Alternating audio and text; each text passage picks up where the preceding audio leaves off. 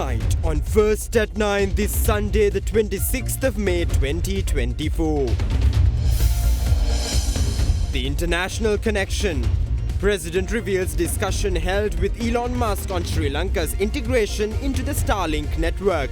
TRCSL already vetting Starlink's official request, reveals the president.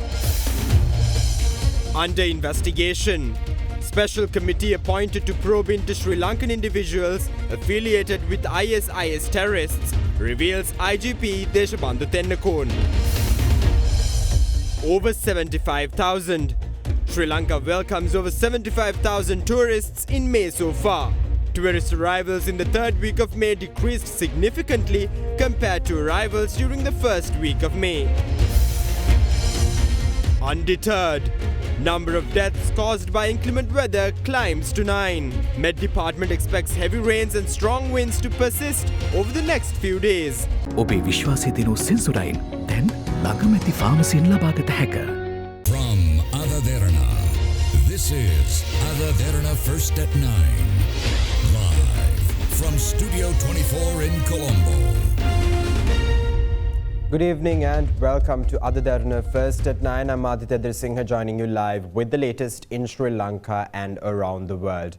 Now taking you straight to your top story this evening, President Ranil Wickremesinghe revealed details of his discussion with SpaceX billionaire Elon Musk and claimed that Starlink has already made a request to the Telecommunications Regulatory Commission of Sri Lanka to facilitate Sri Lanka's integration into the Starlink network. The integration is expected to address Sri Lanka's internet connectivity issues. Further speaking in this regard, the head of state added that Sri Lanka's potential on the solar energy front was also among the key topics discussed with Elon Musk. The president revealed that Elon Musk was invited to partner with Sri Lanka on the renewable energy sector front once Sri Lanka's integration into the Starlink network is finalized. Meanwhile, speaking at a gathering during his visit to Jaffna, President Wickremesinghe highlighted that the initiative to provide job opportunities for unemployed youth will recommence once the economy is stabilized and the country recovers from bankruptcy. The Jaffna District Youth Conference, organized by the National Youth Service Council, was held recently in Jaffna under the patronage of President Ranil Wickremesinghe.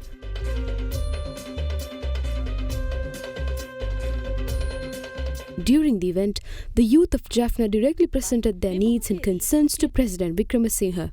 We are well aware of the issues pertaining to unemployment in the country. Unemployment prevailed not only in Jaffna but across the nation during the past few years. As a result, measures have been taken to recommence employment programs. However, the economy contracted last year too. After we stabilize the economy in 2024 and take Sri Lanka out of bankruptcy, we can recommence employment programs. It is essential that we rapidly move towards that goal. We have entered into certain agreements with the IMF on that front. We have brought in laws to supplement those efforts. We have to develop the country rapidly and we aim to transition to an export-oriented economy over the next 5 to 10 year period. Legislations to support this transformation will be passed by June or July. நமது இலங்கைக்கு Elon mask வராரு அவர் இலங்கையில வாரத்துக்காக நமது இளையோருக்கு என்ன பிரயோசனம் Elon Musk Discussions were carried out with Elon Musk regarding the integration of Sri Lanka into the Starlink network. Following that, they have requested to visit Sri Lanka and implement the integration. We had further discussions on the matter. If Sri Lanka is integrated into the Starlink network, it will address Wi-Fi issues, particularly in areas outside Colombo. Musk also pointed out Sri Lanka's potential in the solar energy frontier. I invite him to visit Sri Lanka to pursue that matter further after Sri Lanka is successfully integrated into the Starlink network. Starlink has already made an official request to the TRCSL. They are currently finalizing matters pertaining to that request. After we receive the feedback from the Ministry of Defence, we can approve Sri Lanka's integration into the Starlink network. Wi-Fi issues will come to an end once Sri Lanka is integrated into the Starlink network.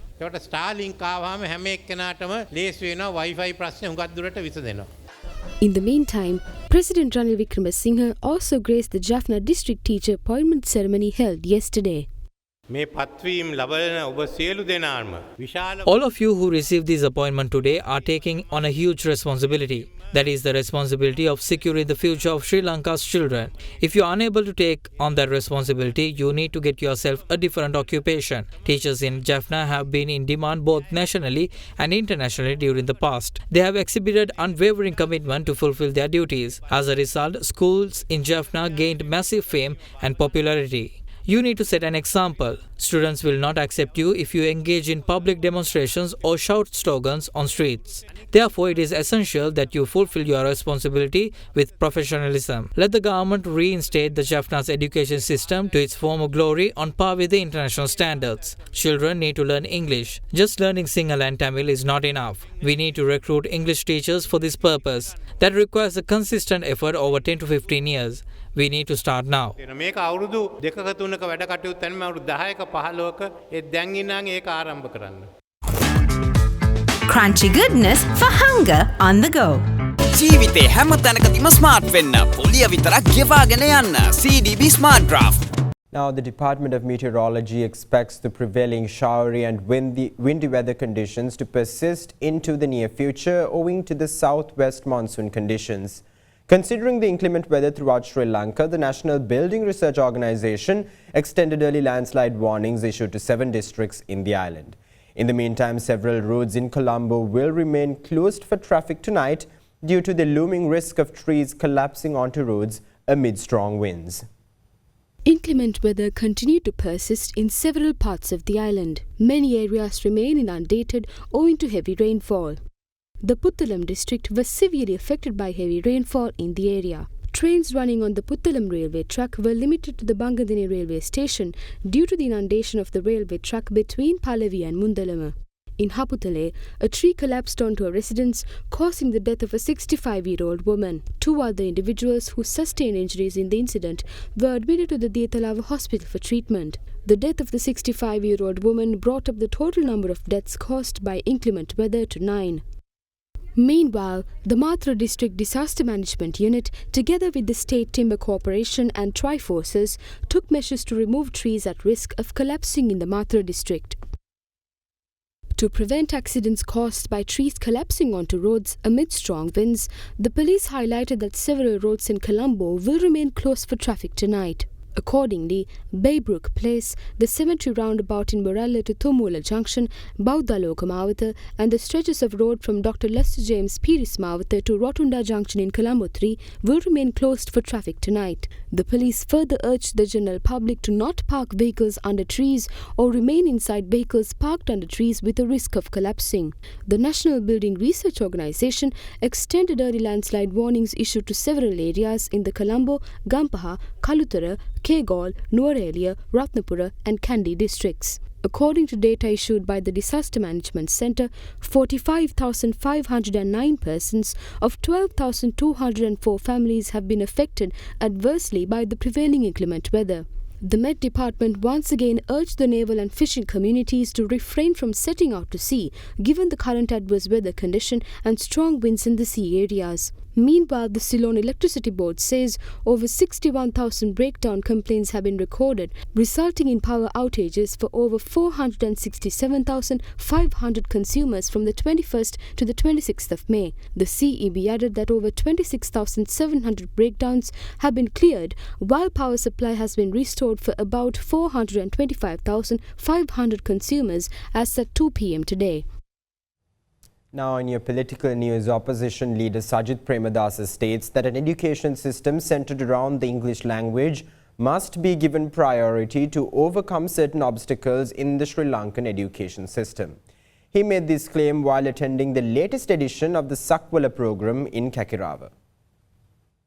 The 199th iteration of the Sakwala program was held at the Kakirawa Muslim Mahavidyalaya under the patronage of opposition leader Sajith Premadasa. A smart classroom was donated to the Kakirawa Muslim Mahavidyalaya at the event.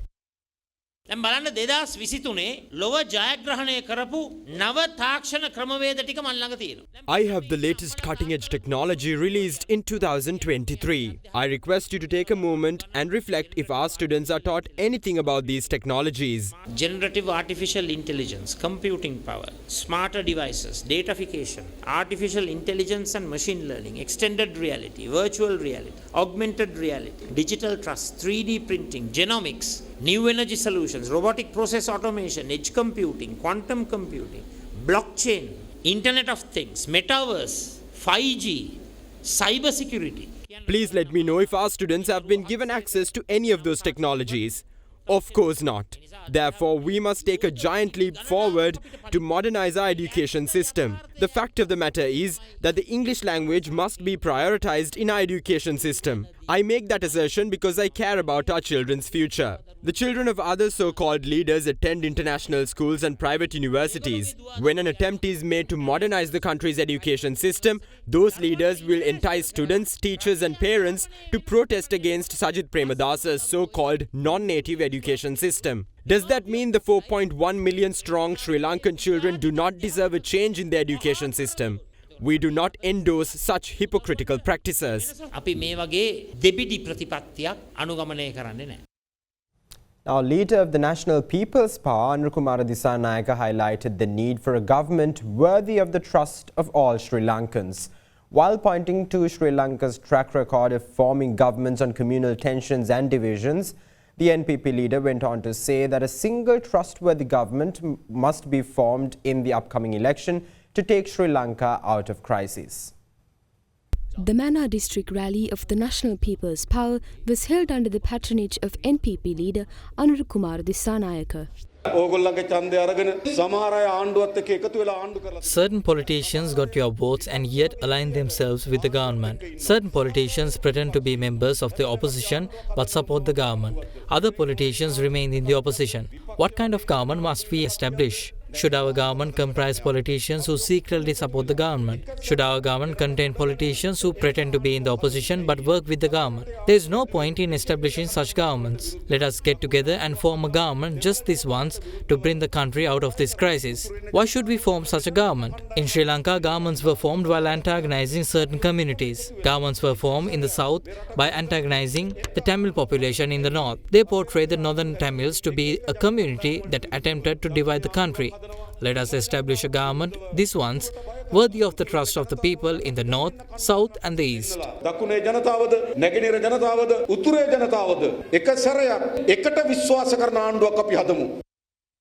Now, Inspector General of Police Deshabandhu Tennekon says that a special committee has been appointed to look into the individuals affiliated with ISIS terrorists in the country.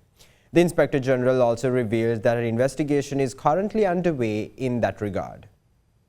Responding to a tip-off received by the Gujarat police, the Anti-Terrorist Squad of Gujarat, India, arrested 4 Sri Lankan nationals reported to be active members of the proscribed terrorist organisation ISIS at the Sardar Vallabhbhai Patel International Airport in Ahmedabad recently. Indian media reported the 4 arrested Sri Lankans were prepared to launch an attack on the Indian state of Gujarat. Following the arrests in India, Sri Lankan security forces have begun investigations to uncover other individuals with possible ties to the ISIS terror group. The Inspector General of Police expressed his views on the matter at a function in Kadwala today.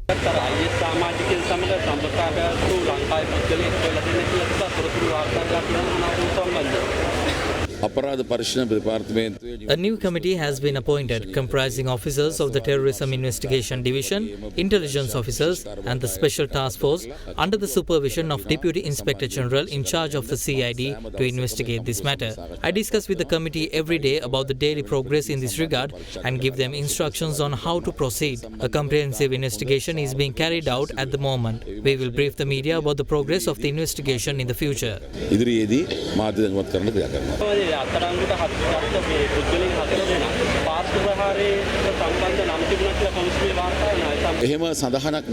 Such a claim was made on a certain media platform. I instructed the legal division of police to investigate the commission report carefully and provide details regarding the matter. I will receive details on the matter tomorrow. We need to investigate that matter. Although such claims were made, there was no evidence to back that claim up. There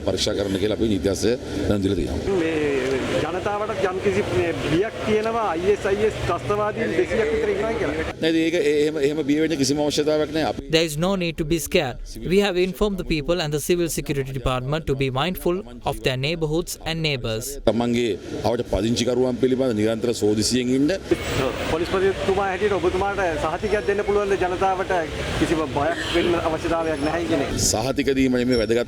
Guarantees are not as important as a collective effort by the civilians and the security forces to ensure security island-wide. We can protect our country if we work together with the police and unite as a nation without being narrow-minded.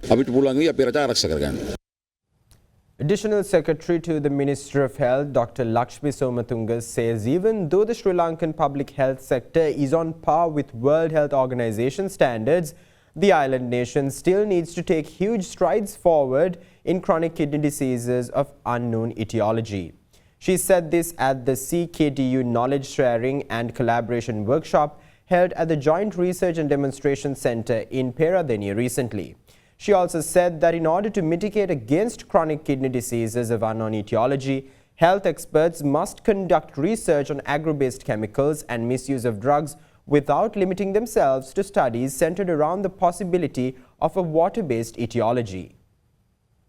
A knowledge sharing and collaboration workshop on chronic kidney diseases of unknown etiology, which was organized by the National Institute of Kidney Diseases and Urology in collaboration with the Chinese Academy of Science, was held recently at the Joint Research and Demonstration Center in Peradeniya. We have also strengthened mutual visits between two sides. In 2018 to 2019, we organized two successful sections of China-Sri Lanka field epidemiology training program for CKDU. We are committed to sustainable development goals. Not only number 3, if I remember correctly, number 6, and also climate. About 4 SDGs are connected to this problem, chronic kidney disease of unknown origin. Sri Lanka, when you take public health services, we are doing very well. But in this area, CKDU, we are not doing well. That is not only confined to our country, but all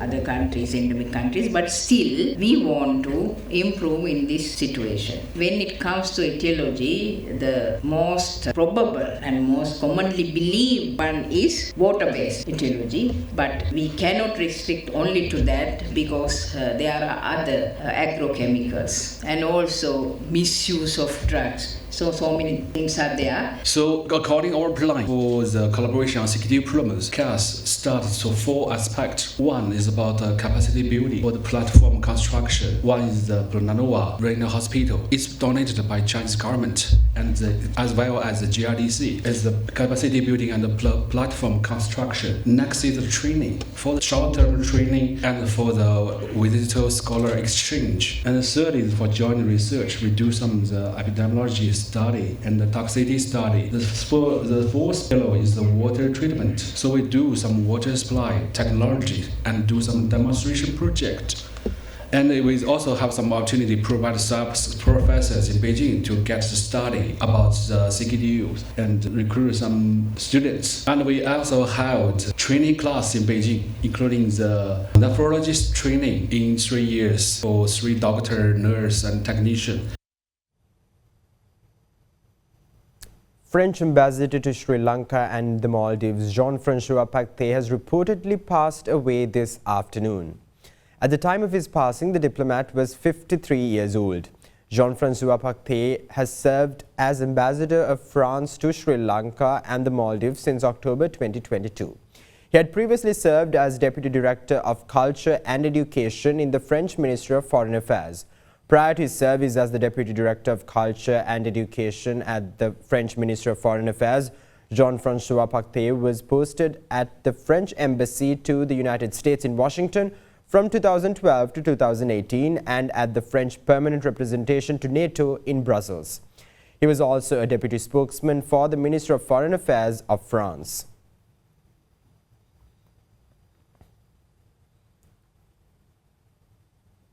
And now let's take a look at some local news in brief. 3 people have been injured in an accident involving 2 motorcycles. The incident occurred when 2 motorcycles collided in Baddelandayaya on the Valavaya Thanamalvila main road. The Matharannu district hospital staff took steps to bury a deceased newborn without first showing the remains to the infant's relatives. The father and the relatives of the deceased newborn have voiced strong concerns regarding the death, as the hospital staff made contradictory statements on 3 occasions regarding the body of the deceased newborn. A person has been killed and 13 others injured after a van travelling from Padiniya towards Anuradhapura veered off the road and crashed in Kalgamur. Police suspect the accident was caused by the driver who had fallen asleep on the wheel. The deceased person has been identified as a 69-year-old resident of Ambilipitia.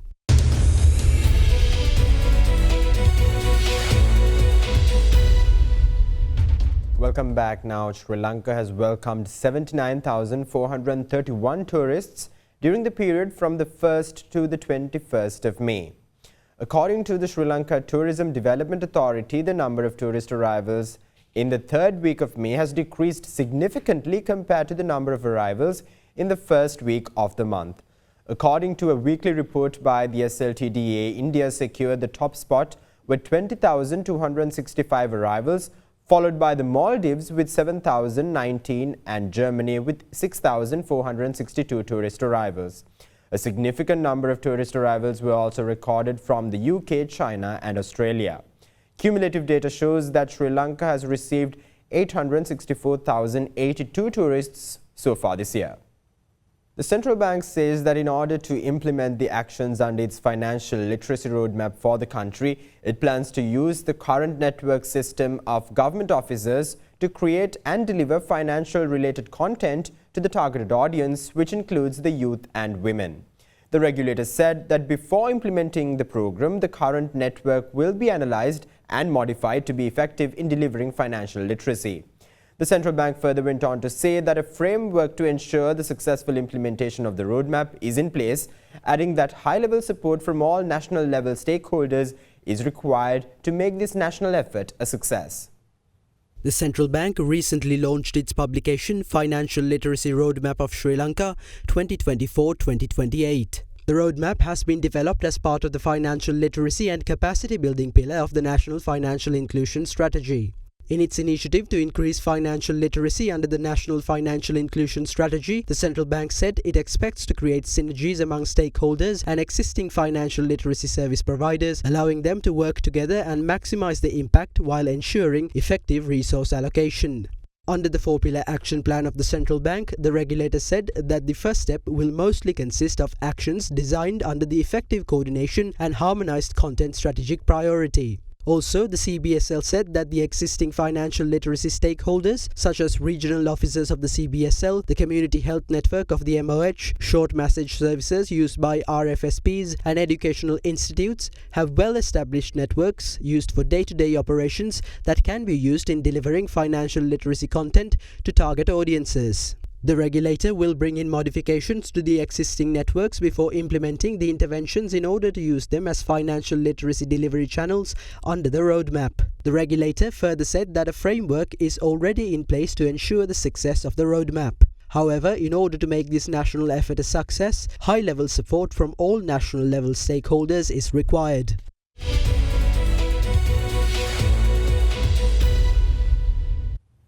Now let's take a look at some corporate news in brief. The chairperson of TransAsia Hotels, Krishan Balendra, says that the company will focus on prioritizing the development of market-specific strategies aimed at harnessing the changing competitive landscape of Colombo. In its annual reports of the firm released recently, Balendra also said that given the increasing traction Sri Lanka has received as a holiday destination with numerous attractions within Colombo city, the prospects of the company remain positive in the medium to long term. T Smallholder Factory says that the firm plans to engage an external consultant to conduct a comprehensive review on the operational processes by focusing on improving manufacturing techniques, machinery, optimization, and productivity enhancement. In the annual report, the firm claims to address labor shortages and skill gaps, closely monitor labor market developments, collaborate with smallholder partners, and invest in employee training and development programs. Chairman of Hemas Holdings, Hussein Yusuf Ali, said in the firm's annual report for the years 2023-2024 that the political landscape in the country is anticipated to gain clarity post-elections and that the firm is cautiously optimistic about the future. The chairman said that the group will focus on consumer-centric innovation and productivity, ensuring that it remains relevant and competitive to meet the ever-evolving needs of consumers.